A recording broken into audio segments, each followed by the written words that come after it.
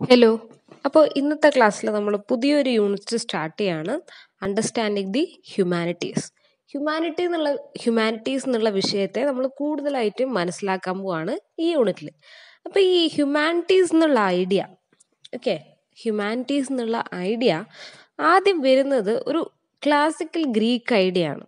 ഈ ഹ്യൂമാനിറ്റീസ് എന്നുള്ളത് തന്നെ ഒരു ക്ലാസിക്കൽ ഗ്രീക്ക് ഐഡിയ ആണ്. വളരെ പുരാതനമായിട്ട് ക്ലാസിക്കൽ ആയിട്ടുള്ള ഒരു തിങ്കിങ് ആണ് ഈ പറയുന്ന ഐഡിയ ഓഫ് ഹ്യൂമാനിറ്റീസ്. സോ ഇത് യൂസ് ചെയ്ത് തന്നെ, അല്ലെങ്കിൽ ഇത് എന്തിനായിരുന്നു ഈ ഐഡിയ ഓഫ് ഹ്യൂമാനിറ്റീസ് എന്ന് പറയുന്നത്? ഗ്രീക്കിലെ ജനങ്ങളെ അവർക്കൊരു എഡ്യൂക്കേഷൻ കൊടുക്കാൻ വേണ്ടിയിട്ടായിരുന്നു ഈ ഹ്യൂമാനിറ്റീസ് എന്നുള്ള കാര്യം വന്നത്. എന്തിനാണ്? ഗ്രീക്കിലെ ജനങ്ങൾക്ക് അതിനെക്കുറിച്ചൊരു ബ്രോഡ് എഡ്യൂക്കേഷൻ കൊടുക്കാൻ വേണ്ടിയിട്ടായിരുന്നു. The idea of humanities came from classical Greek ideas of humanities, which was about providing a basis of a broad education for Greek citizens. അപ്പോൾ ഗ്രീക്ക് സിറ്റിസൺസിന് ഒരു എഡ്യൂക്കേഷൻ കൊടുക്കാൻ വേണ്ടിയിട്ടാണ് ഹ്യൂമാനിറ്റീസ് എന്നുള്ള കാര്യം വന്നത്. മാത്രമല്ല, actual origin of the term during Italian Renaissance in the relation to the education of Christians for their moral and spiritual development. അപ്പോൾ Italian renaissance എന്ന് പറഞ്ഞാൽ ഇറ്റാലിയൻ നവോത്ഥാനം, ഇറ്റലിയിലെ നവോത്ഥാനം എന്ന് പറഞ്ഞ ഒരു മാറ്റത്തിന്റെ തുടക്കമാണ്. അപ്പൊ ഈ മാറ്റം എന്നുള്ള കാര്യം അങ്ങനെ ക്രിസ്ത്യൻ ജനതയെ, അവിടുത്തെ ഇറ്റലിയിലെയും ഒക്കെയുള്ള ക്രിസ്ത്യൻ ജനതയെ അവർക്ക് മോറൽ ആൻഡ് സ്പിരിച്വൽ ഡെവലപ്മെന്റ്, അവരുടെ ധാർമ്മികവും അതേപോലെ തന്നെ ആത്മീയപരമായിട്ടുള്ള ഒരു ഡെവലപ്മെന്റ് ഉണ്ടാക്കാൻ വേണ്ടിയിട്ടായിരുന്നു ഈ ഒരു എഡ്യൂക്കേഷൻ, ക്രിസ്ത്യൻസിന് ഈ ഒരു എഡ്യൂക്കേഷൻ കൊടുത്തത്. അപ്പോൾ പണ്ട് അങ്ങനെ ഒരു മീനിങ് ആയിരുന്നു ഹ്യൂമാനിറ്റീസിന് ഉണ്ടായിരുന്നത്. ഹ്യൂമൻ റിലേറ്റഡ് ആയിട്ടുള്ള സബ്ജക്ട്സ് അവരെ പഠിപ്പിക്കുന്ന വഴി അവർക്കൊരു സ്പിരിച്വൽ ആൻഡ് ഓൾസോ ഒരു ഇന്റലക്ച്വൽ ലൈഫ്, മോറൽ ലൈഫ് ഉണ്ടാക്കാന്നായിരുന്നു ഉദ്ദേശം. ഇറ്റാലിയിലെ ക്രിസ്ത്യൻസിന് ഒരു മോറൽ എഡ്യൂക്കേഷൻ കൊടുക്കാന്നായിരുന്നു ഉദ്ദേശം. പക്ഷെ ഇന്ന് ആ ടേം യൂസ് ചെയ്യുന്നത് which refers to those disciplines of knowledge which broadly concerned with human thoughts, creative expressions and culture. പക്ഷെ ഇന്ന് ഹ്യൂമാനിറ്റീസ് എന്നുള്ള വാക്ക് യൂസ് ചെയ്യുന്നത് പണ്ട് ആളുകളെ പഠിപ്പിക്കാനും അവരുടെ മനസ്സിലെ മോറൽ, ഇന്റലക്ച്വൽ ഒക്കെ ആയിട്ടുള്ള സ്പിരിച്വൽ കാര്യങ്ങൾക്ക് റിലേറ്റഡ് ആണെങ്കിൽ ഇന്ന് ഈ വാക്ക് യൂസ് ചെയ്യുന്നത് ഈ ഡിസിപ്ലിൻസ്, ഹ്യൂമാനിറ്റീസ് എന്നുള്ള വിഷയങ്ങൾ എന്തുമായി ബന്ധപ്പെട്ടിരിക്കുന്നു? മനുഷ്യന്റെ ചിന്തയുമായി ബന്ധപ്പെട്ടിട്ടുള്ള കാര്യങ്ങളാണ് ഹ്യൂമാനിറ്റീസിൽ പറയുന്നതെന്നാണ് ഇന്ന് നമ്മൾ അർത്ഥമാക്കുന്നത്.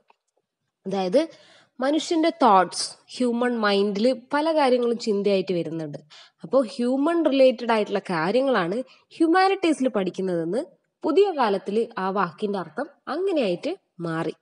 അതായത് ഹ്യൂമാനിറ്റീസ് എന്താണ് ഇപ്പോൾ ഇത് മീൻ ചെയ്യുന്നത്?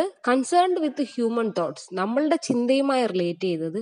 അതുപോലെ ക്രിയേറ്റീവ് എക്സ്പ്രഷൻസ്. ഇപ്പോൾ ഫിക്ഷൻ ഓൾറെഡി പറഞ്ഞിട്ടുണ്ട്. എന്താണ് ഫിക്ഷൻ എന്ന് പറഞ്ഞാൽ? ഫിക്ഷൻ എന്ന് പറഞ്ഞു കഴിഞ്ഞാൽ കെട്ടുകഥകളാണ്, റിയാലിറ്റി ആയിരിക്കില്ല. പക്ഷെ അതിനൊരു ഹ്യൂമൻ എലമെന്റ് ഉണ്ടാവും. ഒരു സ്നേഹത്തെ കുറിച്ചായിരിക്കാം, ഇല്ലെങ്കിൽ ഒരു മോറൽ വാല്യൂവിനെ കുറിച്ചായിരിക്കാം അത് പറയുന്നുണ്ടാവുക. അപ്പോൾ നമ്മുടെ ഇന്നുള്ള റൈറ്റിങ്സ് ഒക്കെ, ഹ്യൂമാനിറ്റീസിലുള്ള റൈറ്റിങ്സ് ഒക്കെ നമ്മുടെ ചിന്തയുമായി റിലേറ്റഡ് ആണ്. ഇപ്പൊ ഒരു ഷോർട്ട് സ്റ്റോറി എന്ന് പറയുന്നത് എന്താണ്? ഒരു പ്രത്യേക ഒരു സായാഹ്നത്തിന്റെ കഥയായിരിക്കാൻ പറയുന്നത്. വളരെ കുറച്ച് ക്യാരക്ടേഴ്സും അത് ഷെയർ ചെയ്യുന്ന ഒരു വാല്യൂ ഉണ്ട്. അതുപോലെ ഒരു ഡ്രാമ, അതിനൊരു വാല്യൂ ഉണ്ട്. അപ്പോൾ ഓരോരുത്തരെയും റിലേറ്റ് ചെയ്തിട്ട് ഓരോ മനുഷ്യന്റെ ഓരോ സ്വഭാവങ്ങളുമാണ് നമ്മൾ കാണാൻ പറ്റുക.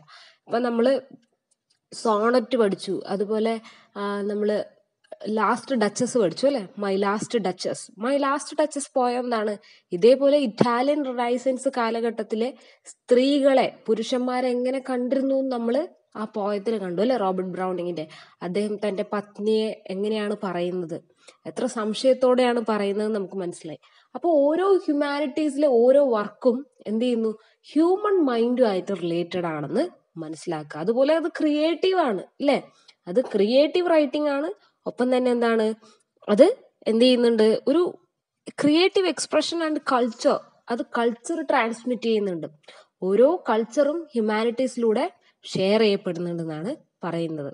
അതുപോലെ humanities include the various branches of knowledge which explore the process of creative interventions that humans make in imaginatively interpreting and expressing the meanings of their lived in experience.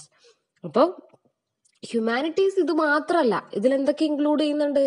Branches of knowledge, അറിവിന്റെ പ്രധാന എന്തൊക്കെയാണ് പല ശാഖകളും ഉൾപ്പെടുന്നുണ്ട്. ഹ്യൂമാനിറ്റീസിൽ അറിവിന്റെ പല ശാഖകളും ഉൾപ്പെടുന്നുണ്ട്. അതിലെന്തൊക്കെയുണ്ട്? ക്രിയേറ്റീവ് ഇന്റർവെൻഷൻസ്, ക്രിയേറ്റീവായിട്ട് സർഗാത്മകമായിട്ടുള്ള കാര്യങ്ങൾ ഉണ്ടാവും. ഒപ്പം തന്നെ എന്താണ്? ഇമാജിനേറ്റീവ്, നമ്മുടെ ചിന്തയിൽ വരുന്ന കാര്യങ്ങൾ ഉണ്ടാവും. എക്സ്പ്രസിങ് ദ മീനിങ്സ്, ഒരു കാര്യത്തിലൂടെ മറ്റു പല കാര്യങ്ങളും മീൻ ചെയ്യുന്ന രീതിയിലാവാം. ഇങ്ങനെ ഇതൊക്കെ എന്ത് ചെയ്യുന്നു? ഇൻ എ ലിവ്ഡ് എക്സ്പീരിയൻസ്, അതിൽ നിന്നുകൊണ്ട് പറയുന്നു. ഓക്കെ, അപ്പോൾ ഹ്യൂമാനിറ്റീസ് നമുക്കൊരു പ്രത്യേക ഒരു ഡെഫിനിഷൻ ആയിട്ട് നമുക്ക് ഹ്യൂമാനിറ്റീസിന് കൊടുക്കാൻ പറ്റില്ല. പക്ഷെ നമുക്ക് പറയാം it is related with human minds and imagination, creativity etcetera. Okay, നേരത്തെ പറഞ്ഞ ഒരു എന്താണ് ഇങ്ങനെ ഒരു ഡെഫിനിഷൻ വേണമെങ്കിൽ കൊടുക്കാം. The term is used to refer those disciplines of knowledge which are broadly concerned with the human thoughts, creative expression and culture. Okay, അപ്പോൾ ഇതിൽ നമുക്ക് കുറേ കാര്യങ്ങൾ ഈ ഹ്യൂമാനിറ്റീസിൽ വരുന്നുണ്ട്. ഹ്യൂമാനിറ്റീസിൽ വരുന്ന പ്രധാനപ്പെട്ട ബ്രാഞ്ചസ് ഏതൊക്കെയാണ്, അല്ലെങ്കിൽ പാർട്സ് ഏതൊക്കെയാണെന്ന് പറയാം. ഹ്യൂമാനിറ്റീസിന്റെ മെയിൻ പാർട്സ് ആണ് ഒന്ന് ക്ലാസിക്സ്. ക്ലാസിക്സ് എന്ന് പറഞ്ഞാൽ എന്താണ്? ഇപ്പോൾ ഇലിയഡ്, ഒഡീസി, മഹാഭാരതം, രാമായണം, ഖുറാൻ, ബൈബിൾ, ഇതൊക്കെ ക്ലാസിക്സ് ആണ്. ഇതൊക്കെ എന്താണ്? മനുഷ്യന്റെ മനസ്സുമായി വളരെയധികം ബന്ധപ്പെട്ടിട്ടുള്ള കാര്യങ്ങളാണ്. ഫോർ എക്സാമ്പിൾ, ഇപ്പോൾ മഹാഭാരതം എന്ന് പറയുന്നത്, മഹാഭാരതത്തെ വിശേഷിപ്പിക്കുന്നത് തന്നെ മഹാഭാരതത്തിൽ ഇല്ലാത്തതായി ഒന്നും തന്നെ ലോകത്തില്ല. ലോകത്തില്ലാത്തതായിട്ടുള്ള ഒന്നും മഹാഭാരതത്തിലും ഇല്ല. അപ്പോൾ മഹാഭാരതം എല്ലാത്തിനെ കുറിച്ചും പറയുന്നുണ്ട്. അതാണ് ഇവിടെ ഉദ്ദേശിക്കുന്നത്. ഏതൊരു കാര്യവും ക്ലാസിക്സിലുള്ള എല്ലാ കാര്യങ്ങളും എന്തുണ്ട്? സമൂഹത്തിലുണ്ട്. ഹ്യൂമാനിറ്റീസിൽ നമുക്ക് കാണാൻ വേണ്ടി പറ്റും. അതുപോലെ ലിറ്ററേച്ചർ ആൻഡ് ലാംഗ്വേജസ് അല്ലെ, ഭാഷ എന്ന് പറയുന്നത് അത് നമ്മളുടെ തിങ്കിങ് തന്നെയാണ് നമ്മുടെ ലാംഗ്വേജ്. നമ്മൾ കഴിഞ്ഞ യൂണിറ്റിൽ പഠിച്ചു, ലാംഗ്വേജ് എന്ത് ചെയ്യുന്നുണ്ട്? അതൊരു കൊളോണിയലൈസേഷന് യൂസ് ചെയ്യുന്നുണ്ട്. നമ്മുടെ സബ്ജക്റ്റിവിറ്റി, ഐഡന്റിറ്റി എല്ലാം തന്നെ പുറത്തു വരുന്നത് ഭാഷയിലൂടെയാണ്. ഭാഷയിലൂടെയാണ് നമ്മൾ ലിറ്ററേച്ചറുകൾ ഉണ്ടാവുന്നത്. അപ്പോൾ ഓരോ നാട്ടിലെ ഓരോ ലിറ്ററേച്ചർ വർക്കും ഓരോ സംസ്കാരം, അതേപോലെ ഓരോ ഹ്യൂമൻ വാല്യൂസ് ആണ് പുറത്ത് കൊണ്ടുവരുന്നത്. അതുപോലെ അടുത്തത് ഫിലോസഫി എന്നുള്ള കാര്യം. ഓരോന്നും ഫിലോസഫി ഉണ്ട്, തത്വങ്ങളുണ്ട്, തത്വശാസ്ത്രമുണ്ട്. അതാണ് ഉദ്ദേശിക്കുന്നത്. അടുത്തത് visual and performing arts and also last one history. ഇത്രയാണ് ഹ്യൂമാനിറ്റീസിന്റെ പാർട്സ്. ഏതൊക്കെയാണ്? Classics, literature and languages, philosophy, religion, visual and performing arts and history. ഇങ്ങനെ 8 കാര്യങ്ങളാണുള്ളത്. ഒന്നും കൂടെ പറയാം. ഹ്യൂമാനിറ്റീസിന്റെ പാർട്സ് ആണ് ഏതൊക്കെ? Classics, literature and language, philosophy, religion, visual performing arts and history. Okay, ഇങ്ങനെ 7-8 കാര്യങ്ങൾ ഇതിൽ വരുന്നുണ്ട്. അടുത്തത് നമുക്ക് പറയേണ്ടത് difference between natural and social and the human science. എന്താണ് natural science, social science, human science എന്നുള്ളതാണ്. എന്താണ് പ്രധാനപ്പെട്ട വ്യത്യാസം? അപ്പൊ സയൻസ് എന്ന് പറഞ്ഞാൽ എന്താണ്? പലതരത്തിലുള്ള സയൻസ് ഉണ്ട് അല്ലെ. ഇപ്പോൾ ഫിസിക്സ്, കെമിസ്ട്രി, ഇതൊക്കെ ഓരോ സയൻസ് ആണ്. ബയോളജിക്കൽ സയൻസ് ഉണ്ട്. ഇങ്ങനെ പലതരത്തിലുള്ള സയൻസ് ഫീൽഡുകളുണ്ട്.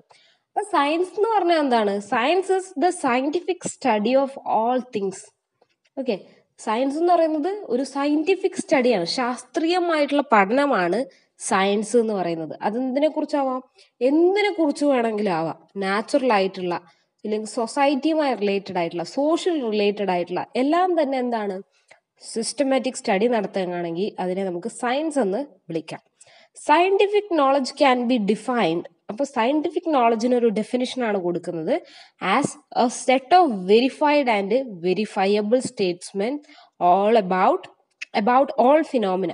ഏതൊരു പ്രതിഭാസത്തെ കുറിച്ചും വെരിഫൈഡ് ആയിട്ടുള്ള, വെരിഫൈഡ് എന്ന് പറഞ്ഞാൽ എന്താണ്? എല്ലാം ചെക്ക് ചെയ്തിട്ടുള്ള അവസാന പ്രൊഡക്റ്റ്. അപ്പോൾ സയന്റിഫിക് നോളജ്, ശാസ്ത്രീയമായിട്ടുള്ള അറിവ് എന്ന് പറയുന്നത് അത് വെരിഫൈഡ് ആയിരിക്കും, ഒപ്പം തന്നെ വെരിഫയബിൾ സ്റ്റേറ്റ്മെന്റ് കൂടി ആയിരിക്കും. ഇപ്പൊ സയൻസ് എന്നുള്ള കാര്യം എന്ത് ചെയ്യുന്നുണ്ട്? ഇൻഫർമേഷൻസ് ഒക്കെ ഒരു മെത്തേഡിന്റെ അടിസ്ഥാനത്തിൽ കാറ്റഗറൈസ് ചെയ്യുന്നുണ്ട് അല്ലെ. ഓരോന്നിനും ഓരോ മെത്തേഡാണ് യൂസ് ചെയ്യുക. ചിലപ്പോൾ എക്സ്പെരിമെന്റ് ചെയ്തിട്ട് കണ്ടുപിടിക്കേണ്ട കാര്യങ്ങളുണ്ടാവും. ചിലത് മറ്റുള്ളവരുടെ അഭിപ്രായങ്ങൾ ചോദിച്ചിട്ട് പറയേണ്ടതായിട്ടുണ്ടാവും. മറ്റു ചിലത് അതിന് മുമ്പുണ്ടായിരുന്ന ബുക്സ് ഒക്കെ റെഫർ ചെയ്ത് കഴിഞ്ഞാൽ കിട്ടുന്ന കാര്യമായിരിക്കും. അപ്പോൾ ഓരോന്നിനും ഓരോ മെത്തേഡാണ് സയൻസിൽ യൂസ് ചെയ്യുന്നത്.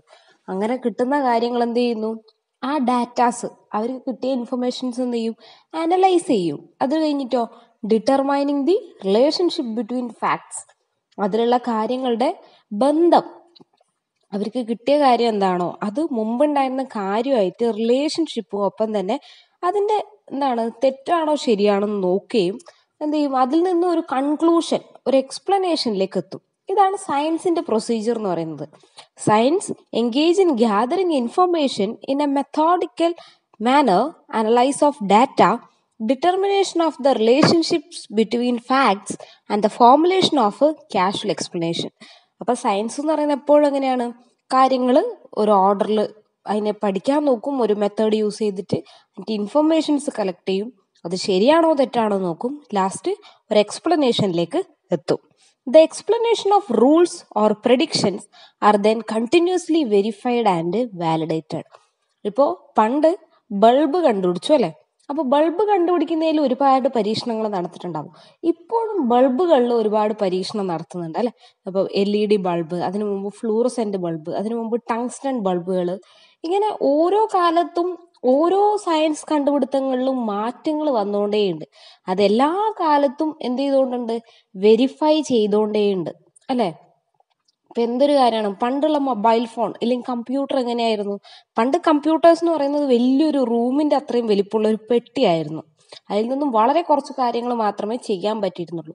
അപ്പൊ സയൻസിന്റെ ഈ കണ്ടുപിടുത്തം ലാസ്റ്റ് എന്തിലേക്ക് എത്തിയിരിക്കുന്നു, ഇപ്പൊ കയ്യിൽ പിടിക്കാൻ പറ്റുന്ന രീതിയിലേക്ക് അതിന്റെ കണ്ടുപിടുത്തം വളർന്നിട്ടുണ്ട്. ഒരു മിനി കമ്പ്യൂട്ടർ തന്നെയല്ലേ നമ്മുടെ ഫോൺ. കമ്പ്യൂട്ടറിൽ ചെയ്യാൻ പറ്റുന്നതൊക്കെ നമുക്ക് ഫോണിലും ചെയ്യാൻ പറ്റുന്നുണ്ട്.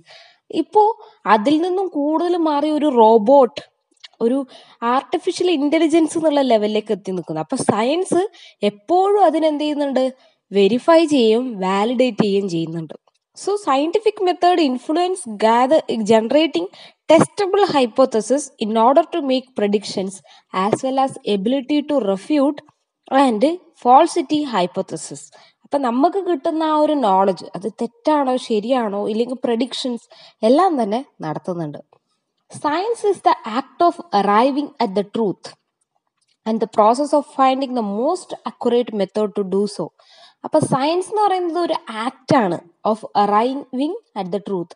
ഒരു സത്യത്തിലേക്ക് എത്തുന്ന ഒരു വഴിയാണെന്നോ ഇല്ലെങ്കിൽ ഒരു പ്രവൃത്തിയാണ് സയൻസ് എന്ന് വേണമെങ്കിൽ പറയാം. നമ്മൾ സത്യം, ഫാക്റ്റിലേക്ക് എത്തുന്ന ഒരു പ്രധാന വഴി ആണ് സയൻസ് എന്ന് പറയുന്നത്. മാത്രമല്ല ഇതൊരു പ്രോസസ്സാണ്. എന്തിനുള്ള, of finding most accurate method, ഏറ്റവും നല്ല രീതി എന്താണെന്ന് ചൂസ് ചെയ്യുന്ന ഒരു പ്രോസസ്സാണ്, ഒരു പ്രക്രിയയാണ്. എങ്ങനെ ചെയ്താൽ എന്തിലേക്ക് എത്തും എന്നുള്ള ഒരു സ്റ്റഡിയാണ് ശരിക്കും പറഞ്ഞ സയൻസ്.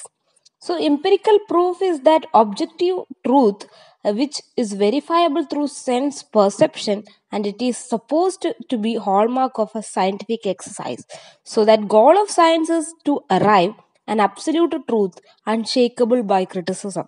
അപ്പോൾ സയൻസിന്റെ പ്രധാന ലക്ഷ്യം എന്ന് പറയുന്നത് അല്ലെ, സയൻസിന്റെ ഏറ്റവും പ്രധാന ലക്ഷ്യം എന്ന് പറയുന്നത് ഒരിക്കൽ അത് കണ്ടുപിടിച്ച് കഴിഞ്ഞാൽ അതിനൊരു ക്രിറ്റിസിസം നേരിടുന്ന ലെവലിലേക്ക് എത്തരുത് എന്നുള്ളതാണ്. അപ്പൊ നിങ്ങളൊരു സാധനം കണ്ടുപിടിച്ചു, ഇതിലൊരു കുഴപ്പമുണ്ട്, ഇതിങ്ങനെ ആയിക്കൂടെ എന്നുള്ളൊരു ക്വസ്റ്റ്യൻ റൈസ് ചെയ്യാൻ പാടില്ല.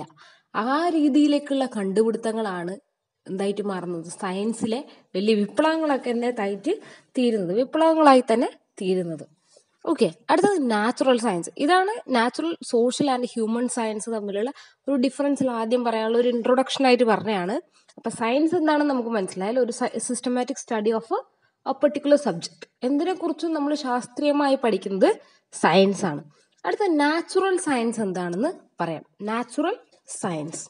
So natural, the study of external natural world is termed as natural science. അപ്പൊ നാച്ചുറൽ സയൻസ് എന്ന് പറഞ്ഞാൽ simply study of external and natural world, നമ്മുടെ യഥാർത്ഥ ലോകത്തെക്കുറിച്ചും അതുപോലെ നമ്മുടെ എക്സ്റ്റേണൽ, നമുക്ക് ചുറ്റും കാണുന്ന എല്ലാത്തിനെയും കുറിച്ചും പഠിക്കുന്നതാണ് നാച്ചുറൽ സയൻസ് എന്ന് പറയുന്നത്. The scientific method is explicitly used in the study of natural world. The empirical reality is open to observation. The subject matter can be studied and examined from outside. ഇതെല്ലാത്തിലും നിരീക്ഷണത്തിലൂടെയാണ് natural സയൻസിലെ കാര്യങ്ങൾ കണ്ടുപിടിക്കപ്പെടുന്നത്. ഒബ്സർവേഷനാണ് ഏറ്റവും main. So and the subject matter can be studied and examined from outside.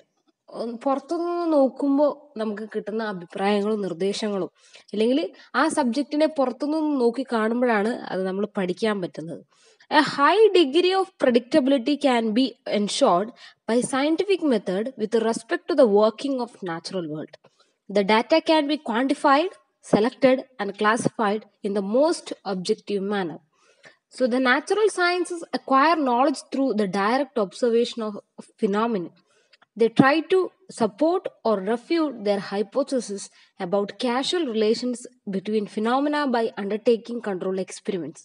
The conclusions derived to help scientists in creating axioms which can be applied to the natural world. Astronomy, earth science, physics, chemistry, biology, such as several fields are studied come under natural science.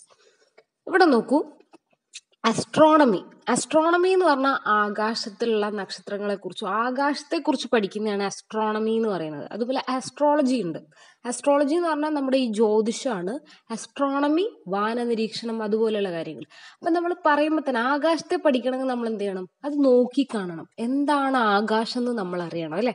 ആകാശത്ത് എന്തൊക്കെയുണ്ട് എന്ന് അറിയണം. ഇപ്പം നക്ഷത്രങ്ങൾ തന്നെ പല നിറത്തിലുണ്ട്. എന്തുകൊണ്ടിങ്ങനെ? ഓരോന്നും ഒബ്സർവേഷനിലൂടെയാണ് നമ്മൾ ഈ നാച്ചുറൽ സയൻസിൽ പഠിക്കുന്നത്. അതിൽ നിന്ന് നമ്മളൊരു കൺക്ലൂഷനിലേക്ക് എത്തുന്നു. അതിനെ വീണ്ടും എന്ത് ചെയ്യുന്നു? ഒബ്സർവേഷനിലൂടെ അത് മാറ്റാൻ പോകുന്നു. ഓക്കെ. അതുപോലെ എർത്ത് സയൻസ്, ഭൂമിയെ കുറിച്ചുള്ള പഠനം. ഭൂമിനെ നമ്മൾ ഒബ്സർവ് ചെയ്യണം, അല്ലെ? എപ്പോൾ രാവിലെ ആവുന്നു, എപ്പോൾ രാത്രി ആവുന്നു, എങ്ങനെ ഒരു വിത്ത് മുളയ്ക്കുന്നു തുടങ്ങിയ എല്ലാ കാര്യങ്ങളും നമ്മൾ ഒബ്സർവേഷനിലൂടെയാണ് മനസ്സിലാക്കുന്നത്. അപ്പോൾ ഭൂമിയുമായി ബന്ധപ്പെട്ട എല്ലാ സയൻസസും എന്തിൽ വരും? നാച്ചുറൽ സയൻസസിൽ വരും. അതുപോലെ ഫിസിക്സ് എന്ന് പറഞ്ഞാൽ എന്താണ്? ഫിസിക്കലായിട്ടുള്ള കാര്യങ്ങളെ കുറിച്ചുള്ള സ്റ്റഡിയാണ്. ഇപ്പോൾ ഒരു ആപ്പിള് തലയിൽ വീണപ്പോൾ ഐസക് ന്യൂട്ടൺ എന്തുകൊണ്ട് താഴെ വീണു? അതൊരു ഒബ്സർവേഷൻ ആണ്. അദ്ദേഹം അങ്ങനെ ഒബ്സർവ് ചെയ്തില്ല, അല്ലെങ്കിൽ അങ്ങനെ ചിന്തിച്ചില്ലെങ്കിൽ അങ്ങനെ ഒരു തിയറി ഉണ്ടാവില്ലായിരുന്നു. അതുപോലെ നമ്മൾ നടക്കുമ്പോൾ, നമ്മൾ മുന്നോട്ട് നീങ്ങുന്നു, അല്ലേ? അതിനൊരു ഓപ്പോസിറ്റ് റിയാക്ഷൻ ഉണ്ടാവുന്നു. ഇതൊക്കെ നമ്മളുടെ പ്രവൃത്തിയിൽ നിന്നും ഒബ്സർവേഷനിൽ നിന്നും ഉണ്ടാവുന്ന കാര്യങ്ങളാണ്. അതുപോലെ ബയോളജി എന്താണ്? നമ്മൾ കാണുമ്പോൾ ചെടികൾക്ക് വരുന്ന മാറ്റം, മനുഷ്യന് വരുന്ന മാറ്റം, ഇതൊക്കെ ഒബ്സർവേഷൻസിലും അതിലൂടെയുള്ള സ്റ്റഡിയിലൂടെയാണ് ആളുകൾ മനസ്സിലാക്കുന്നത്. സോ ഒബ്സർവേഷൻ ആണ് നാച്ചുറൽ സയൻസിന്റെ ഏറ്റവും കോർ എന്നുള്ള കാര്യം. അടുത്ത സോഷ്യൽ സയൻസ് എന്താണ്? സോഷ്യൽ സയൻസ് ആണ് നമ്മൾ ഹ്യൂമാനിറ്റീസ് ഒക്കെ പറയുന്നത്. സോഷ്യൽ സയൻസ് എന്ന് പറഞ്ഞാൽ related to society or social. Okay. Social എന്ന് പറഞ്ഞാൽ സൊസൈറ്റിയാണ്. സൊസൈറ്റിയിലുള്ള സ്റ്റഡീസ് ആണ് social science. The science dealing with the social behavior of human beings, which can be explained and predicted with the help of scientific method, is called social science. അപ്പോൾ മനുഷ്യന്റെ behaviour, society എന്ന് പറഞ്ഞാൽ എന്താണ്? നമ്മൾ ഓരോരുത്തരും സൊസൈറ്റിയിലെ ഓരോ unit ആണ്, അല്ലെ? സൊസൈറ്റീന്റെ ഭാഗമാണ് നമ്മൾ ഓരോരുത്തരും. ഒരു ടീച്ചർ, ഒരു സ്റ്റുഡൻറ്, ഒരു അമ്മ, ഒരു അച്ഛൻ എന്നൊക്കെ പറയുന്നത് എന്താണ്? സമൂഹത്തിന്റെ ഭാഗമാണ്. അതുപോലെ എല്ലാം നമ്മൾ ഓരോരുത്തരും സമൂഹത്തിന്റെ ഭാഗമാണ്. അപ്പൊ സമൂഹത്തിലുള്ള ഹ്യൂമൻ ബീങ്സ്, അവരുടെ ബിഹേവിയറിനെ കുറിച്ചാണ് എന്ത് പറയുന്നത്? സോഷ്യൽ സയൻസിൽ പറയുന്നത്. അപ്പോൾ ഇതിനെ സയന്റിഫിക് മെത്തേഡ്സിന്റെ പല ശാസ്ത്രീയമായിട്ടുള്ള വഴികളിലൂടെയും അനലൈസ് ചെയ്ത് പഠിക്കുന്നതിനെയാണ് സോഷ്യൽ സയൻസ് എന്ന് പറയുന്നത്. സമൂഹത്തിന്റെ കാര്യങ്ങൾ ഒരു സയന്റിഫിക് ശാസ്ത്രീയമായ രീതിയിൽ പഠിക്കുമ്പോൾ അതെന്തായി മാറുന്നു? സോഷ്യൽ സയൻസ് ആയിട്ട് മാറുന്നു. Sociology, anthropology, political science, psychology, economics fall under this branch of study. അപ്പൊ ഇതിൽ വരുന്നതാണ് sociology. Sociology itself means study of society. സമൂഹത്തെ കുറിച്ച് പഠിക്കുന്നതാണ് സോഷ്യോളജി. അതുപോലെ പൊളിറ്റിക്കൽ സയൻസ്, പൊളിറ്റിക്സ് എന്താണ്? രാഷ്ട്രീയം. അത് മനുഷ്യരുമായി ബന്ധപ്പെട്ട കാര്യമാണ്. അത് നമുക്ക് ഒബ്സർവ് ചെയ്ത് പഠിക്കാൻ വേണ്ടി പറ്റില്ല. അപ്പൊ പൊളിറ്റിക്കൽ സയൻസ് എന്ന് പറയുന്നത് എന്തിന്റെ അണ്ടറിലാണ് വരുന്നത്? ഈ പറയുന്ന സോഷ്യൽ സയൻസിന്റെ അണ്ടറിലാണ് വരുന്നത്. അതുപോലെ psychology, it related to mind, അല്ലെ? മനസ്സിനെ കുറിച്ചാണ് സൈക്കോളജിയിൽ പഠിക്കുന്നത്. മനുഷ്യന്റെ സ്വഭാവം എങ്ങനെയാണ്, സൈക്കി, ആ ഒരു ക്യാരക്ടറാണ്, ആ ഒരു വിഷയമാണ് നമ്മൾ സോഷ്യൽ സയൻസിന്റെ അണ്ടറിൽ വരുന്നത്. അതുപോലെ ആന്ത്രോപോളജി എന്ന് പറഞ്ഞാൽ മനുഷ്യൻ എന്ത് ചെയ്യുന്നുണ്ട്? ഓരോ കാലഘട്ടത്തിലും ഓരോന്നായിരുന്നു. ഇപ്പൊ നിങ്ങൾ 10ാം ക്ലാസ്സിലൊക്കെ പഠിച്ചിട്ടുണ്ടോ, എന്താണ് നമുക്ക് മുമ്പ്, ഇപ്പോൾ ഹോമോസാപ്പിയൻസ് ആണെങ്കിൽ അതിനു മുമ്പ് നിയാണ്ടർത്താൽ, മനുഷ്യൻ, ഇങ്ങനെയൊക്കെ പറഞ്ഞ പല കാറ്റഗറീസ് നമ്മൾ പഠിച്ചിട്ടുണ്ട് അല്ലെ. ആർഡിപിത്തക്കസ്, ഇങ്ങനെ കുറെ കാര്യങ്ങളുണ്ട്. അപ്പോൾ ആ കുരങ്ങ് എന്നുള്ള ഒരു ജീവി വർഗത്തിൽ നിന്നും മനുഷ്യനായി മാറുന്ന ആ ഒരു പ്രൊസീജിയർ, അത് വെറും ഫിസിക്കല് മാത്രമല്ല, മൈൻഡും കൂടിയാണ്. ഇപ്പൊ നമ്മുടെ നെക്സ്റ്റ് ജനറേഷനിലുള്ള ഇപ്പോൾ ഉള്ള കുഞ്ഞു കുട്ടികളോട് ചോദിച്ചു കഴിഞ്ഞാൽ നമ്മളെക്കാളും ടെക്നിക്കൽ നോളജ് അവർക്കാണ് കൂടുതൽ അല്ലേ. അപ്പൊ അതെന്താണ്, സമൂഹത്തിൽ മനുഷ്യനെ കുറിച്ചുള്ള സ്റ്റഡി ആവശ്യമാണ്. അപ്പൊ അതാണ് social science. It is also related with human, മനുഷ്യനായി ബന്ധപ്പെട്ടതാണ് ആന്ത്രോപോളജി. അപ്പൊ ഇങ്ങനെയുള്ള സബ്ജക്റ്റുകളാണ് സോഷ്യൽ സയൻസിൽ വരുന്നത്. Social science is closer to humanity in the analysis of human interaction and subjective world, but the scientific method is applied to the subject matter. Okay, അപ്പോൾ മനുഷ്യൻ എന്ന് പറയുന്നത് എന്താണ്, സബ്ജക്റ്റീവ് വേൾഡിൽ ഉള്ള ഒരു ജീവിയാണ്. സബ്ജക്റ്റീവ് എന്ന് പറഞ്ഞാൽ എന്താണ്, നമ്മളുടെ ഇഷ്ടപ്രകാരം നമ്മുടെ ചിന്തക്കനുസരിച്ചാണ് നമ്മുടെ ലോകം ഉള്ളത് അല്ലെ. അല്ലാണ്ട് ലോകം എന്നുള്ള ഒരു കൺസെപ്റ്റിൽ നമ്മൾ കാണുന്നില്ല ആരെയും, ഒരു വ്യക്തിയായിട്ട് നമ്മൾ കാണുന്നില്ല. എപ്പോഴും നമ്മൾ റിലേഷൻസിന്റെ അടിസ്ഥാനത്തിലാണ് എല്ലാ കാര്യങ്ങളും നമ്മൾ കാണുന്നത്. ഇപ്പോൾ അമ്മ എന്നുള്ളൊരു ഫീലിംഗ് നമ്മൾ എന്താണ് വളർത്തി വലുതാക്കി, ആ ഒരു ഫീലിംഗിലാണ് നമ്മൾ കാണുന്നവരെ. അല്ലാണ്ട് ഒരു സ്ത്രീ ഇല്ലെങ്കിൽ അങ്ങനെ ഒരു കൺസെപ്റ്റ് നമ്മൾ കൊടുക്കാറില്ല ഒരു ഇൻഡിവിജ്വൽ എന്നുള്ള. സോ അതാണ് ഇവിടെ ഉദ്ദേശിക്കുന്നത്. So there are some difference between natural sciences and social science based on their method, subject matter, even aims. അപ്പോൾ ഇനി പറയുന്നത് നാച്ചുറൽ സയൻസും സോഷ്യൽ സയൻസും തമ്മിലുള്ള ഡിഫറൻസ് ആണ്. നാച്ചുറൽ സയൻസ് പറയുമ്പോൾ astronomy, biology, chemistry, physics. Okay, അടുത്തതെന്ന് പറയുന്നത് ഹ്യൂമൻ മൈൻഡുമായി ബന്ധപ്പെട്ട psychology, anthropology, political science, sociology. ഇത് തമ്മിലുള്ള വ്യത്യാസമാണ് ഇനി പറയുന്നത്. അപ്പൊ ഇവ തമ്മിലുള്ള വ്യത്യാസം എന്ന് പറയുന്നത് വെറും മെത്തേഡ്, അവര് സ്വീകരിക്കുന്ന ആ ഒരു മെത്തേഡ് മാത്രമല്ല, പിന്നെന്താണ് അവരുടെ എയിം, സബ്ജക്റ്റ് മാറ്റർ. ഇപ്പൊ കെമിസ്ട്രിയിലൊക്കെ സബ്ജക്റ്റ് മാറ്റർ എന്താണ്, അതിലെ പ്രധാന സബ്ജക്റ്റ് എന്താണ്, അവിടെയുള്ള നടക്കുന്ന രാസപ്രവർത്തനം, ഇങ്ങനെയുള്ള കാര്യങ്ങളാണ്. അതുപോലെ ആസ്ട്രോണമിയിലോ ആകാശത്തിലെ കാര്യങ്ങളാണ് ഇമ്പോർട്ടൻറ്റ്. ഇവിടെ എന്താണ്, ഹ്യൂമൻ മൈൻഡ് ആണ് പ്രധാന കാര്യം. സോ ഇതാണ് എയിമിലുള്ള വ്യത്യാസം, സബ്ജക്റ്റ് മാറ്ററിലുള്ള വ്യത്യാസം. We get an idea about what things are, where or would be. But in social science, it involves the problem of what should be, and the difference come up from the nature of subject matter or natural and social science. The natural world is world which is quantifiable, directly perceivable, measurable and controllable, and making it easy for the scientists to apply their method. Social world is little more complicated as it involves subjectivity, values, beliefs, moral and biases. ഇത് ഞാൻ simple ആയിട്ട് പറഞ്ഞുതരാം ഇപ്പൊ പറഞ്ഞ കാര്യം. അതായത് നമുക്കൊരു science, നമ്മളൊരു മാത്സിലൊരു ഫോർമുല ഉണ്ടാക്കി എന്ന് വിചാരിക്കാം. a+b² = a² + 2ab+b² എന്നുള്ളൊരു ഫോർമുല ഉണ്ടെന്ന് വിചാരിക്കാം. ഇത് നമ്മൾ ഏത് രാജ്യത്തും ഏതൊരു കാലഘട്ടത്തിലും പോയിട്ട് നമ്മൾ ഈ ഫോർമുല കൊടുത്തു കഴിഞ്ഞാൽ, അതിലൊരു ക്വസ്റ്റ്യൻ കൊടുത്തു കഴിഞ്ഞാൽ അതെല്ലാവരും സോൾവ് ചെയ്തു വരും. പക്ഷേ നമ്മൾ അതേസമയം നമ്മുടെ സ്നേഹം എന്നുള്ള ഒരു ടോപ്പിക് എടുക്കുക. സ്നേഹം എന്ന് പറഞ്ഞാൽ എന്താണ്, ഇല്ലെങ്കിൽ നാഷണാലിറ്റി, രാജ്യം എന്നുള്ളത് പറയുമ്പോൾ നിങ്ങളുടെ മനസ്സിലുള്ള ടോപ്പിക് എന്താണ് വരുന്നതെന്ന് ചോദിക്കാം. അതിപ്പോൾ ഇന്ത്യയിലുള്ള പോലെ ആയിരിക്കില്ല ശ്രീലങ്കയിലുള്ള ആള് സംസാരിക്കുക, അല്ലെങ്കിൽ അതുപോലെ ആയിരിക്കില്ല ഇറാഖിലെയോ അമേരിക്കയിലെ ആള് സംസാരിക്കുക. ഫോർ എക്സാമ്പിൾ ഫുഡ്, നമ്മളുടെ ഇവിടെ നിങ്ങളുടെ ഫേവറേറ്റ് ഫുഡ് എന്താണെന്ന് ചോദിച്ചാൽ നമ്മൾ പറയും നമുക്ക് ചോറ് ഭയങ്കര ഇഷ്ടമാണ്, ചിക്കൻ കറി ഭയങ്കര ഇഷ്ടമാണെന്ന് പറയും, അല്ലെങ്കിൽ ബിരിയാണിയാണ് ഇഷ്ടം എന്ന് പറയും. അത് നമ്മുടെ കൾച്ചർ, അതുപോലെ നമ്മുടെ മൈൻഡുമായിട്ട് ബന്ധപ്പെട്ടാണ്. അതേസമയം ഒരു അമേരിക്കക്കാരനോട് പോയിട്ട് നിങ്ങളുടെ ഫേവറേറ്റ് ഫുഡ് എന്താണെന്ന് ചോദിച്ചാൽ അവർ പറയും ചിലപ്പോൾ പിസ്സ ഓർ ബർഗർ, ഇല്ലെങ്കിൽ എന്താണ് സാൻഡ്വിച്ച്, അങ്ങനെ എന്തെങ്കിലും പറയും. അത് നമ്മളുമായിട്ട് യാതൊരു ബന്ധവുമില്ല, അത് കൾച്ചറുമായി ബന്ധപ്പെട്ടാണ്. അപ്പൊ നമുക്കൊരിക്കലും നാച്ചുറൽ സയൻസസിനെ പോലെ സോഷ്യൽ സയൻസിനെ നമുക്ക് പഠിക്കാൻ പറ്റില്ല. കാരണം അത് വളരെ കോംപ്ലക്സ് ആണ്. പഠിക്കാൻ ഇച്ചിരി ഉള്ളെങ്കിലും ഒരുപാട് കോംപ്ലക്സ് ആണ്. കാരണം എന്താണ്, മനുഷ്യന്റെ മനസ്സ് ഒന്നിൽ നിന്നും വളരെ വ്യത്യസ്തമാണ് അടുത്ത ആളത്. ഇപ്പൊ എന്നെ പോലെ ആയിരിക്കില്ല നിങ്ങൾ ചിന്തിക്കുന്നുണ്ടാവുക. അപ്പോൾ നമ്മുടെ മൈൻഡ് ഡിഫറെന്റ് ആയതുകൊണ്ട് തന്നെ നമ്മൾ ഓരോ കാലഘട്ടത്തിലും ഓരോന്ന് ചോദിച്ചു കഴിഞ്ഞാൽ എല്ലാത്തിനും വ്യത്യസ്തങ്ങളായിട്ടുള്ള ഉത്തരങ്ങളായിരിക്കും കിട്ടുക. കാരണം എന്താണ്, ഇറ്റ് ഇൻവോൾവ്സ് സബ്ജക്റ്റിവിറ്റി, നമ്മുടെ തിങ്കിങ് അതിൽ ഇൻവോൾവ് ആവും. ഒപ്പം തന്നെ വാല്യൂസ്, നമ്മൾ വാല്യൂ ചെയ്യുന്ന കാര്യങ്ങൾ, അതുപോലെ ബിലീഫ്സ്, നമ്മുടെ വിശ്വാസങ്ങൾ, അതുപോലെ മോറൽ ആൻഡ് ബയസസ്, നമുക്ക് ഒന്നിനോട് താല്പര്യമുള്ളത്, അതുപോലെ നമ്മുടെ ധാർമ്മിക ബോധം, ഇതൊക്കെ കണക്റ്റഡ് ആണ്. ഓക്കെ, അടുത്ത നമുക്ക് ഹ്യൂമാനിറ്റീസ് എന്താന്ന് പറഞ്ഞിട്ട് ഈ ടോപ്പിക് നിർത്താം. അടുത്ത ഹ്യൂമാനിറ്റീസ്. അപ്പോൾ സോഷ്യൽ സയൻസും നാച്ചുറൽ സയൻസുള്ള ഡിഫറൻസ് മനസ്സിലായല്ലോ. അടുത്ത ഹ്യൂമാനിറ്റീസിലേക്ക് നമുക്ക് വരാം. What is humanities? So disciplines that study human conditions completely could be generally called humanities. അപ്പോൾ മനുഷ്യന്റെ അവസ്ഥകളെ കുറിച്ച് പഠിക്കുന്ന ഏതൊരു ഫീൽഡിനെ നമുക്ക് ജനറൽ ആയിട്ട് ഹ്യൂമാനിറ്റീസ് എന്ന് വിളിക്കാം എന്നാണ് പറയുന്നത്. The central humanities disciplines include various performing arts and philosophy, language and literature. Creative and speculative methods are employed by humanities. Humanities emphasize, analyze, and exchange ideas rather than the casual and quantitative explanation of science. Humanities emphasize the role of meaning, purpose, and goals of condition.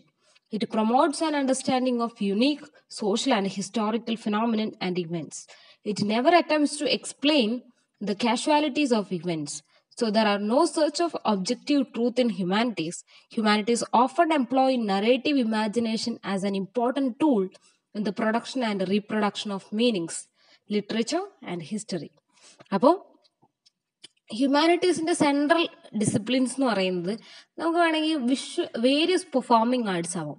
നമ്മളുടെ ഓരോ ആക്ഷൻസും അതിൽ പെടാം. അതുപോലെ philosophy, language, literature ഏത് വേണമെങ്കിലും ഹ്യൂമാനിറ്റീസിൽ പെടാം. അതുപോലെ അതൊക്കെ ഒരു creative ആയിട്ട് സ്പെക്കുലേറ്റീവ് മെത്തേഡാണ് യൂസ് ചെയ്യുന്നത്. ഇപ്പോൾ നമ്മൾ ലാംഗ്വേജിൽ ഭാഷ ഉപയോഗിക്കുന്നത് എന്താണ്, വളരെ ക്രിയേറ്റീവ് ആയിട്ടാണ്. അതുപോലെ ഒരു പുസ്തകം എഴുതുന്നു, അതും വളരെ വ്യത്യാസമാണ്. അപ്പം എല്ലാം തന്നെ നമ്മുടെ മൈൻഡുമായി റിലേറ്റഡ് ആയതുകൊണ്ട് തന്നെ വളരെ ക്രിയേറ്റീവ് ആയിരിക്കും. ഒപ്പം തന്നെ ഇത് കൂടുതലായിട്ട് എംഫസൈസ് ചെയ്യുന്നത് എക്സ്ചേഞ്ച് ഓഫ് ഐഡിയാസ് ആണ്. നിങ്ങളൊരു പുസ്തകം എഴുതുന്നതിലൂടെയും സംസാരിക്കുന്നതിലൂടെയും നിങ്ങളൊരു കാര്യമാണ് ഷെയർ ചെയ്യുന്നത്. സോ ഐഡിയാസ് ട്രാൻസ്മിറ്റിംഗ് ആണ് ഹ്യൂമാനിറ്റീസിന്റെ പിന്നെ ഒരു പ്രധാനപ്പെട്ട കാര്യം. അതുപോലെ humanities emphasise the role of meaning, purpose and goals of human condition. മനുഷ്യ അവസ്ഥയുടെ പർപ്പസ് എന്താണ്, അതുപോലെ മീനിങ് എന്താണ്. നമ്മൾ ഓരോ വാക്കിനും ഓരോ മീനിങ് കൊടുത്തിട്ടുണ്ട് അല്ലെ. അപ്പൊ അതെങ്ങനെയാണ്, ഇങ്ങനെയുള്ള കാര്യങ്ങളാണ് പ്രധാനമായിട്ട് ഹ്യൂമാനിറ്റീസ് ഫോക്കസ് ചെയ്യുന്നത്. It promotes an understanding of unique social and historical phenomenon and events. It never attempts to explain the causality of events. അപ്പൊ ഇതൊരിക്കലും എന്താണ്, ഓരോ അവസ്ഥയുടെയും ബാക്കി കാര്യങ്ങളൊന്നും ഡിസ്കസ് ചെയ്യുന്നുണ്ടാവില്ല. മാത്രമല്ല ഇവിടെ ഒബ്ജക്റ്റീവ് ട്രൂത്തിന് വാല്യൂ കുറവാണ്. Okay, X is equal to 2 എന്ന് കിട്ടുന്ന അങ്ങനെയുള്ള ഇക്വേഷൻസിന് ഇവിടെ ഒരു വാല്യൂ ഇല്ല. X is equal to another X എന്ന് പറയുന്നതിനാണ് ഇവിടെ വാല്യൂ. ഓക്കെ, അതുപോലെ ഇവിടെ ഒരു മീനിങ് ഉണ്ടാക്കി ഒരു നറേഷനാണ്, എല്ലാത്തിനെ കുറിച്ചൊരു പറച്ചിൽ മാത്രമാണ്. ഓക്കെ, ഇത് നമുക്ക് സയന്റിഫിക് സ്റ്റഡിയിലൂടെ എത്ര ശരിയാണെന്ന് പറഞ്ഞാലും അത് ശരിയാവണം എന്നില്ല. ഓക്കെ, ഇത്രയാണ് ഇന്നത്തെ ക്ലാസ് പറയുന്നത്. അടുത്തതിൽ നമുക്ക് ഫാക്ട്സ് ആൻഡ് ഇന്റർപ്രിട്ടേഷൻ, അതുപോലെ ഹിസ്റ്ററി ആസ് ഫിക്ഷൻ പറയാം. Okay, thank you.